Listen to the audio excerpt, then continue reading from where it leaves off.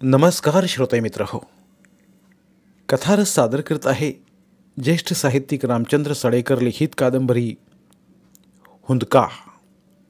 प्रकरण 41. वरळी नाक्यावरती दुकान होते किराणा मालाचे. सकाळी जेव्हा त्या दुकानाचा मालक तेथे आला तेव्हा दुकानाच्या पायरीवर एक जण झोपलेला पाहून त्याच्या भुवया वर चढल्या होत्या. ऐ उठ उठ जोराने खेकसला होता तो, पण तो झोपलेला काही जागा झाला नाही. दुकान मालकाने आपल्याजवळ उभ्या असलेल्या नोकराला त्या झोपलेल्याला तिथून उठवण्यास सांगितले. झोपलेला फाटकाच ग्रहस्थ होता. त्याच्या शरीरावरील कपड्यांना कित्येक दिवस पाणी लागलेले नाही हे स्पष्ट कळून येत होते. त्याचे कपडेही फाटलेले होते.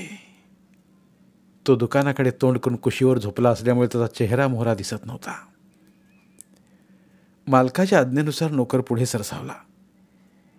त्याने झोपलेल्याच्या खांद्यावर जोरात थाप मारली आणि केवळ त्या धक्क्यानेच तो झोपलेला पायरीवरून गडगडला आणि फुटपाथवर आडवा झाला. जळाल्यामुळे विद्रूप झालेला त्याचा चेहरा आणि निपचित शरीर पाहून अशुभ शंकेने नोकर घाबरला. क्षणात तेथे गर्दी जमली. अरे, हा मेला की काय? कोण आहे हा? वगैरे वगैरे उद्गार गर्दीतून निघाले. गर्दीतला एक जण पुढे झाला. त्याने त्या अनामिकाची नाडी पाहून व छातीला कान लावून म्हटले, हा जिवंत आहे, पण बेशुद्ध झालेला आहे. हा त्याला डॉक्टरकडे घेऊन जा, दुकान मालक म्हणाला. गर्दीतले उत्साही समाजसेवक तत्परतेने पुढे सरसावले होते.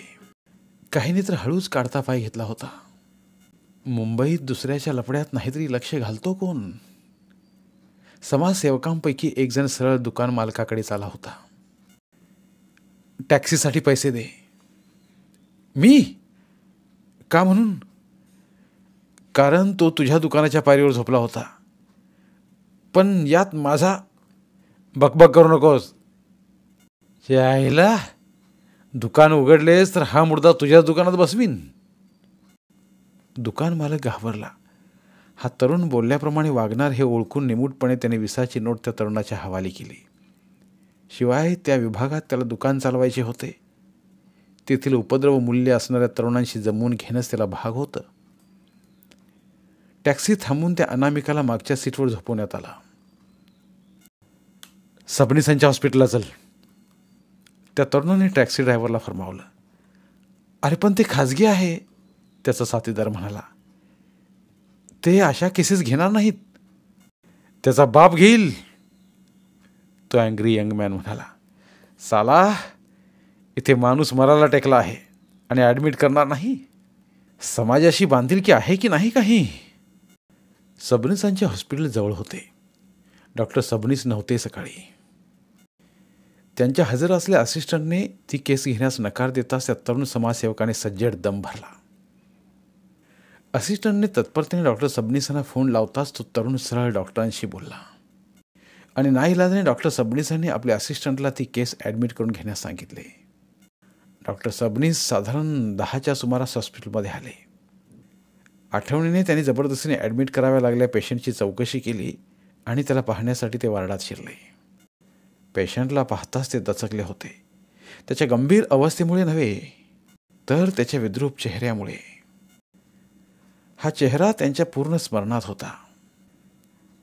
जेव्हा ते 20वा बंगल्यावर रेखाच्या वाढदिवसानिमित्त गेले होते तेव्हा हाच पेशंट त्यांना नोकर म्हणून सामोर आला होता. विठोबा, त्याचं नाव आठवता सहजच त्यांनी नर्सला विचारलं. याच्या अंगावर काय सापडले? नर्सने फक्त एक पाकिट दिले. त्या पाकिटावर नाव होते रेखा वामन बापट. विठोबाला तपासून डॉक्टर सबनीस स्वतःच्या केबिनमध्ये गेले आणि तेथून त्याने आपल्या घरी फोनवरून पत्नीशी संपर्क साधला होता. हॅलो माधुरी, मी चारोहास बोलतोय. तुला आठवण करून देतो की केळकरांकडे आपण गेलो असताना तू मला नंतर म्हणाली होतीस की विठोबात खूप वेळा वामनचा भास होतो. आठवला? नंतरसुद्धा तू खूप वेळा माझ्याशी त्या साम्याबद्दल चर्चा केली होतीस. तोच विठोबा अतिशय गंभीर अवस्थेत इस्पितळात दाखल झाला आहे. होय, आणि महत्त्वाचे म्हणजे त्याच्याकडे रेखाच्या नावाने लिहिलेले एक पाकिट आहे. खटकते नाही म्हणाला? नाही, मी अजून ते उघडलेलं नाही, पण रेखाच्या नावाचे पाकिट पाहून मला वाटले तुला बोलवावं. ये, लवकर ये. डॉक्टर सबनीसांनी फोन ठेवून पुन्हा पाकिट निरखलं. माधुरी येईल याची त्यांना पूर्ण खात्री होती. नंतरचा 1 तास गडबडीत गेला त्यांचा. दाखल केलेले पेशंट आणि सल्ल्यासाठी किंवा तपासणीसाठी येणारे पेशंट यात ते गर्क होऊन गेले होते. माधुरी येताच त्यांनी तिला पाकिट दाखवले. माधुरी ही बुचकळ्यात पडली होती. पाकिट उघडावे की नाही अशा संभ्रमात असतानाच नर्सने घाईघाईने येऊन सांगितले होते, डॉक्टर, नवीन पेशंट शुद्धीवर आला आहे. माधुरी ही डॉक्टरांबरोबर विठोबाच्या वार्डात गेली होती. विठोबाला सलाईन देण्यात येत होते. त्याची मुद्रा फिकट होती, पण तो शुद्धीवर होता. माधुरीला पाहता त्याच्या चेहऱ्यावर हास्य फुलले होते. त्या हास्यात माधुरीला पुन्हा वामन दिसला होता. माधुरी, अचानक विठोबा अस्पष्ट आवाजात म्हणाला आणि डॉक्टर सबनीसांसह माधुरी दचकलीच. विस्फारित नजरेने ती विठोबाकडे पाहत असतानाच विठोबा पुन्हा पुटपुटला, माधुरी, मी मी मी मी वामन वामन वामन. माधुरीला स्वतःचाच आवाज कर्कश वाटला होता. अविश्वासाने ती कमरेत झुकली आणि वामनला निहाळू लागली. वामनच्या डोळ्यांतून अश्रू वाहू लागले होते. मला मला मला रेखाला भेटायचं आहे माधुरी. एवढे बोलूनही वामनला धाप लागली होती. कित्येक दिवसांचा उपाशी आहे तो. मृदू स्वरात परंतु चेहऱ्यावरचे गंभीर भाव न लपवता डॉक्टर सबनीस माधुरीला म्हणाले, त्याच्या शरीरात त्राण उरलेला नाही. माधुरी, माधुरी, मला समजून घे. पुन्हा वामन पुटपुटला. काय काय करू मी वामन? माधुरीने तिच्या मनात उमटलेले प्रश्न मनातच ठेवले होते. रेखा, रेखा, मी बोलवीन तिला. माधुरीला वामनबद्दल कणव वाटली होती. तिला तिला सांग, मी निरपराध आहे, मी निरपराध आहे. माधुरी क्षणभर त्याच्याकडे पाहतच राहिली. याच वामनबद्दल तिला आकर्षण वाटले होते. त्याने नकार देताच त्याचा द्वेषही केला होता तिने, आणि त्याबद्दल नंतर तिला पश्चातापही झाला होता. परंतु वामनने बिंदूला जाळून मारले हे समजताच तिने त्याचा तिरस्कारही केला होता. आणि त्या क्षणी मात्र तिच्या मनात वामनबद्दल सहानुभूती दाटून आली होती. वामनच्या आयुष्यात सुगंध कधी दरवळलाच नव्हता. माधुरी, माझा तिरस्कार करू नकोस. मी मी मी बिंदूला मारलं नाही, बिंदूला मारलं नाही. करुण नजरेने वामन माधुरीकडे पाहत होता. त्याच्या नजरेतील कारुण्य माधुरीच्या मनाला फिटलं होतं. तो बोलत होता त्यातील शब्द न शब्द खरा आहे हे तिला जाणवत होतं. मी चोरीही केलेली नाही. माधुरीने त्याच्या मस्तकावरून हात फिरवला. मला जगायचं आहे माधुरी, मला जगायचं आहे. रेखाचं लग्न पाहायचं आहे मला. तू बरा होशील वामन, बरा होशील तो. माधुरी त्याला धीर देण्यासाठी म्हणाली. वामन मंद हसला. माझं पाकिट? अचानक त्याने विचारलं. माझ्याकडे आहे. माधुरी त्याला पाकिट दाखवीत म्हणाली. वाच वाच वाच आणि रेखाला दे. रे इतका वेळ जबरदस्तीने लादलेला म्हणून ठेवून घेतलेला वामन एकदम हॉस्पिटलच्या दृष्टीने अतिमहत्वाचा ठरला होता. तातडीनं त्याला खास खोलीत हलवण्यात आलं. प्रत्यक्ष माधुरी त्याची देखभाल करीत होती. स्वतः डॉक्टर सबनीस त्याच्यासाठी हॉस्पिटलात थांबून होते. त्याच्या प्रकृतीच्या चढ उतारावर जास्तीने नजर ठेवून होते. वामनला पुन्हा ग्लानी आली होती.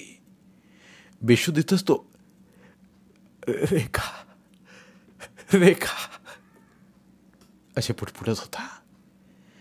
4च्या सुमाराला वामनला शांत झोप लागली आणि मगच माधुरीने रेखाच्या नावे लिहिलेलं पाकिट उघडलं आणि पत्र वाचताच माधुरीच्या डोक्यात असंख्य स्फोट झाले.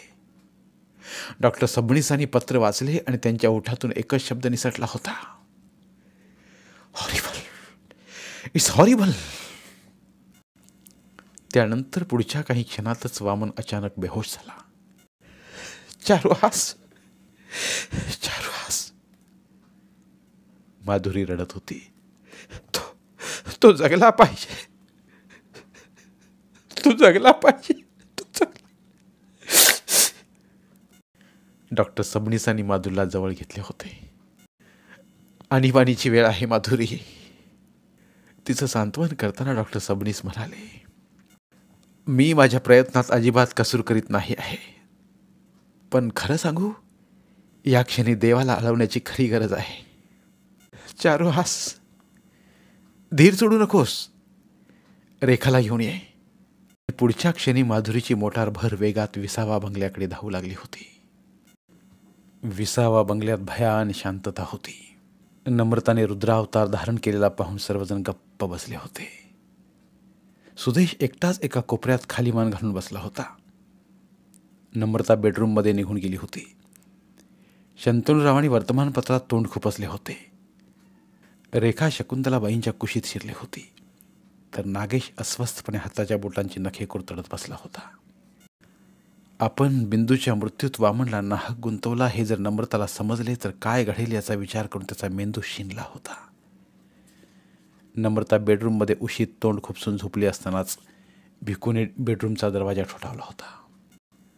वामनने चोरी केली नाही हे उमजताच विठोबा वामनचाच अवतार होता हे नम्रताला सांगावे असे त्याच्या मनाने घेतले होते. वहिनी साहेब,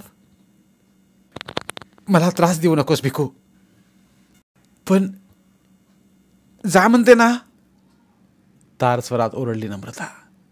सुदेशच्या वागण्याने भयंकर मनस्ताप झाला होता तिला. भिकू हिरमुसल्या चेहऱ्याने बेडरूमपासून दूर झाला. थोड्या वेळाने आपण नम्रताला सारे सांगू असे मनाशी ठरवून तो स्वयंपाकघरात गेला आणि माधुरीची मोटार करकचून ब्रेक लावत बंगल्याबाहेर पोर्चमध्ये थांबली. ब्रेकच्या आवाजाने शंतनुरावांच्या कपाळाला आठ्या पडल्या होत्या. कोण आहे एवढ्या घाईत? ते पुटपुटत असतानाच माधुरीने घाईघाईने दिवाणखान्यात प्रवेश केला होता. हा काय वेडेपणा माधुरी, रागाने नागेश म्हणाला. रेसमध्ये भाग घेतल्याप्रमाणे मोटार चालवलीस अगदी. माधुरीने त्याच्याकडे पूर्ण दुर्लक्ष केलं आणि तिने रेखाला हाक मारली.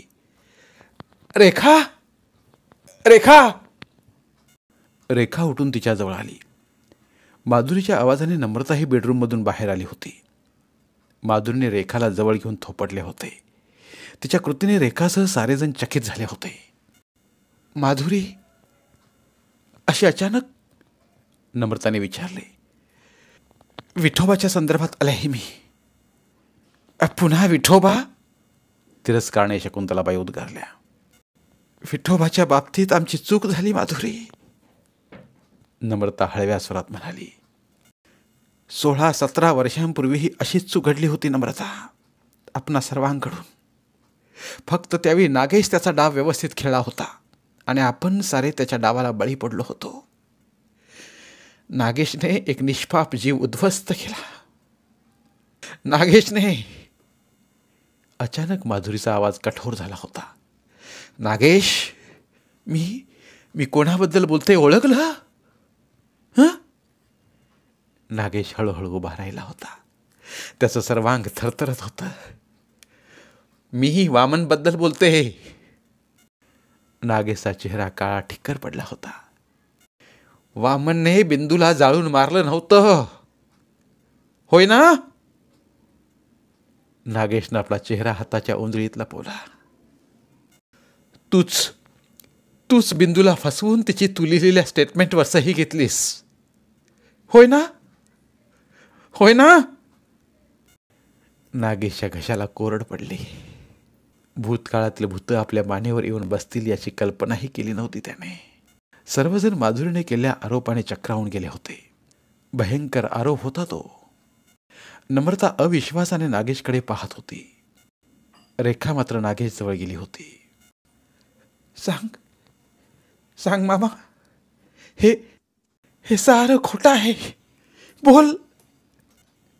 नागेश काही बोला नाही. म्हणजे तू वामनला जाणून बुजून गुंतवलंस?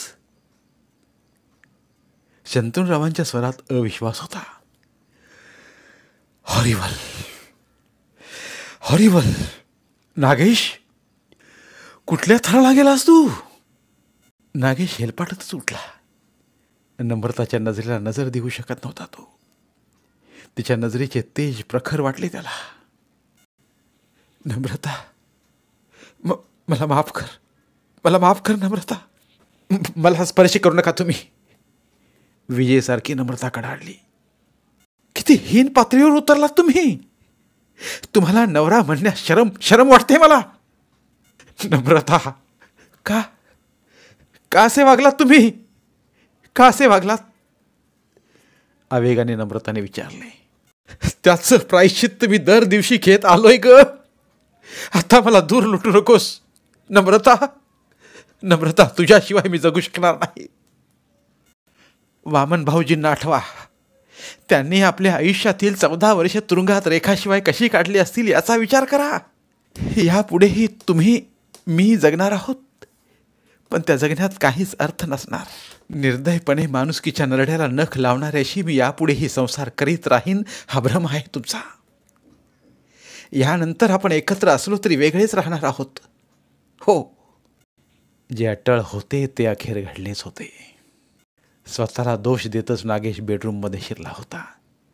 धडपडत त्याने बार उघडला होता आणि सरळ दारूची बाटली ओठाला लावली होती. आता यापुढे दारूचाच आधार उरला होता त्याला. त्याच्या पाठमोऱ्या आकृतीकडे नम्रताने डोळे भरून पाहिले. क्षणभर तिच्याही मनात त्याची उन्मळलेली अवस्था पाहून कालवा कालव झाली होती, पण लगेच मन कठोर करीत ती माधुरीकडे वळली होती. आज असे अचानक तुला कसे समजले सारे? नम्रताने विचारले. विठोबाने सांगितले. विठोबाने? सर्वजण चमकले होते. विठोबाने हे पत्र दिले आहे रेखाला. माधुरीने पत्राची घडी उलगडून पत्र रेखाकडे देत म्हटले. मोठ्यानेच वाच. अचानक घडणाऱ्या घटनाने रेखा बावरली होती. थरथरत्या हातानेच तिने पत्र पकडले होते. आपल्या वडिलांनी आपल्या आईला जाळून मारलं नाही हे समजताच तिच्या मनात भावनांचा कल्लोळ झाला होता. वाच रेखा, वाच, माधुरी म्हणाली. आणि रेखा वाचू लागली. धन्यवाद. उर्वरित कादंबरी पुढील भागात. धन्यवाद. प्रिय श्रोते मित्र हो, आपल्यासाठी एक आवाहन. आमच्या चॅनलच्या प्लेलिस्ट विभागात तुमच्यासाठी शेकडो कादंबऱ्यांचे ऑडिओ बुक्स उपलब्ध आहेत. तिथे प्रत्येक कादंबरीचे सर्व भाग एकत्रित मिळतील. त्यामुळे सध्या सुरू असलेल्या क्रमशः कादंबरीच्या पुढील भागासाठी वाट पाहण्याची गरज नाही. तुमच्या वेळेनुसार तुम्ही संपूर्ण कादंबरी सलगपणे ऐकू शकतात आणि साहित्याचा आस्वाद घेऊ शकता. कृपया आमच्या चॅनलच्या होमपेजवर जाऊन प्लेलिस्ट चेक करा आणि तुमची आवडती कादंबरी निवडा. धन्यवाद.